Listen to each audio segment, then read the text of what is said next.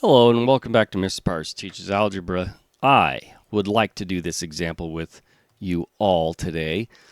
We talked about in my last video just the steps, the reasoning behind what we do for rational inequalities. That's what we're doing here. We're solving rational inequalities, and that's my problem right here, is to solve this guy. And one of the things we have to do, now especially when something's as complicated as this, is get one side equal to 0. Because it's easy, once we got one side equal to 0, to find critical values and then check in the regions defined by those values to see where we're negative or positive. Here, this is a confusing expression. I got x in the numerator and denominator, and then I got x on the other side as well. I mean, when is one side larger than the other? That is a tough thing to deal with. So we're just going to make it easy and make one side equal to 0. That's always what we're going to do. So we'll subtract 3 minus x from both sides. In other words, subtract 3 and add x to both sides. And we will end up with x minus 8 over x minus 3 plus x, let's see here, is less than or equal to 0. And that's another thing I forgot to mention in my other video, is that you can't multiply by the denominator, because when we multiply by a negative, it switches a sign, and we don't know which solutions are going to be working for x. And so is that going to switch the sign around? I don't know. It's just confusing. This avoids that. I'm subtracting, right, from both sides. And so we know subtraction or addition, that the sign, the inequality symbol, will not flip sides. It will not change on us. So we know this is going to stay true. That's another good reason we do that. Now, the problem with this one is I need to make it one rational expression. So this one's a little trickier. My least common denominator is x. So I'm just going to multiply this negative 3 by x over x, and I'm going to multiply this x times x over x using my least common denominator. That way I can change what these look like. Everything can have the same denominator, in other words, right? Same old tricks. So what do we have? We have x minus 8 over x minus 3x over x plus x squared over x. There we go. And you can see, obviously, if you simplified these two, we end up with negative 3 plus x. Okay, so we did it right. Now we can write it as one expression. We get, let me see here, we combine like terms, x minus 3x. That's, well, let's start with our x squared first. So we got x squared. Then our x's is x and negative 3x. That's negative 2x, so minus 2x. And then we have, let's see here, our number negative 8, just negative 8, all over x is less than or equal to 0. So we started with this expression up here in black. We ended with this one in the orange. These are equivalent expressions. And so we don't need to worry about this original one anymore, and we can focus on this one in orange. And that's what we're going to do. And we're going to use the same tricks as before. So when is my numerator 0? When is my denominator 0? So let's do a little bit of work over here on the side. Let's say x squared minus 2x minus 8 equals 0. In fact, maybe I want to factor this as well. That is what I said in my last video. Does this factor? Let's see here. 2 times 4 is 8. So I believe we are going to have a 2 and a 4 over x less than or equal to 0. Let's see here. One of these got to be negative. One's positive. Bam. There we go. This is our factoring. So we're going to get here x plus 2 times x minus 4 equals 0. That means that x equals negative 2 would be a solution for that. And x equals 4, a solution for that. And that's where our zeros are. You got to remember, these guys will be zeros because that's our numerator. So this is our zeros right there. We also have our denominator. What about that guy? Well, that's easy. When is the denominator 0? When does x equal 0? X equals 0 when x equals 0. But now, so we know x cannot equal 0 because then we're dividing by 0, and that's no good. So that's where we are undefined. Something to notice.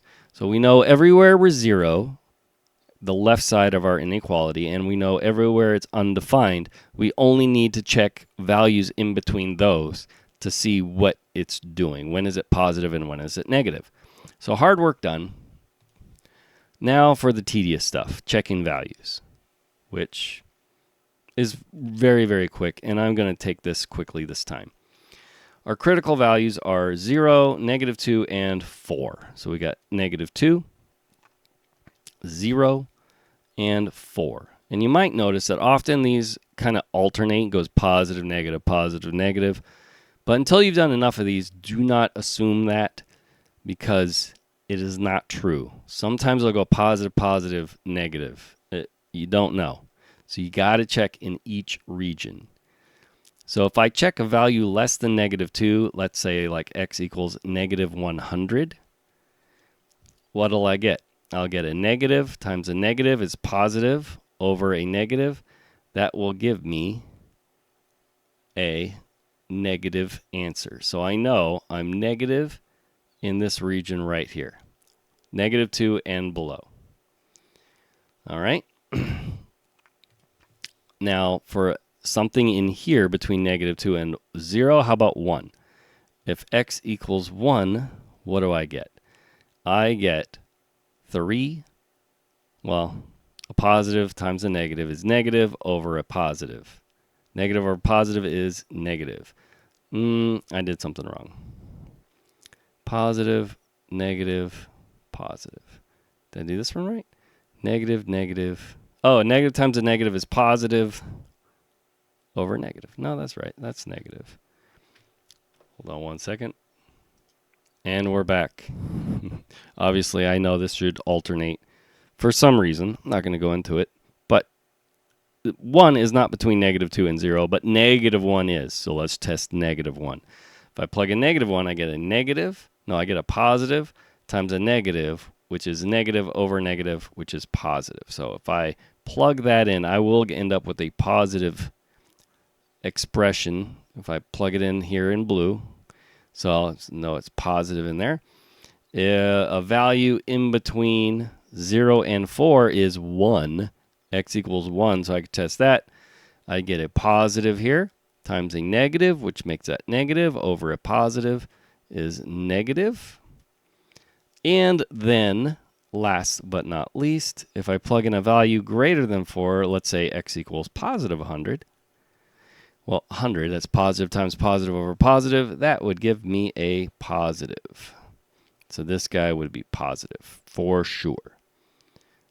And there's my quick way to do it. Because, it's not that hard, right? So what is our solution? What is our solution? This guy.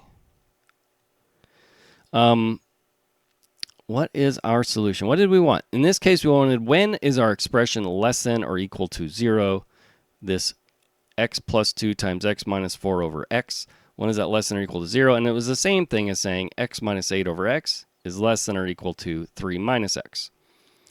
So when is that true? Well, from 0 to -2, right? We got right here. And then we're also negative right here. And that's it. So those are our regions. That's what we want to include. So let's write those out.